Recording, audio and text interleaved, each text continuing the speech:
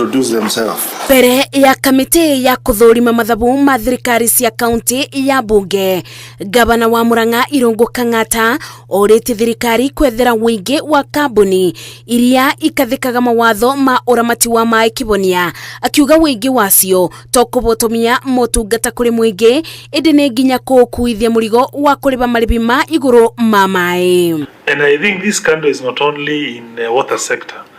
You know, we have so many regulators in this country, so many statutory regulators, and their role is just to get money. Whether, let's say in construction, you have NCA, let's say National Construction Authority. In water sector, you have WASREB and WARMA. Like now, WARMA, Chair, it is pursuing these water companies to pay them what is called abstraction fees.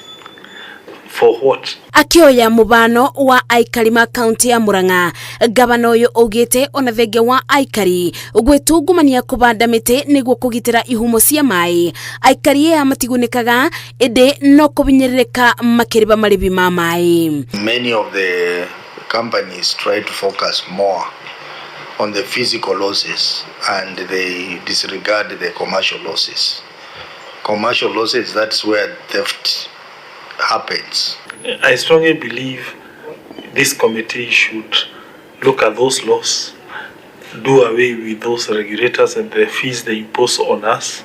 Suggestion that you find it fit as the chair of this committee to invite to the same meeting the CS Water, who should tag along his PS and the county government of Murang'a, so that you can be able to sort out this matter once and for all. Ibidini oreu Ngabana uyu erite kamiti ino ati mari mutaratara-ini wa kugacirithia muthubari wa Murang'a kugerera wandikani wa aruti a wira makinyanirie ikiro.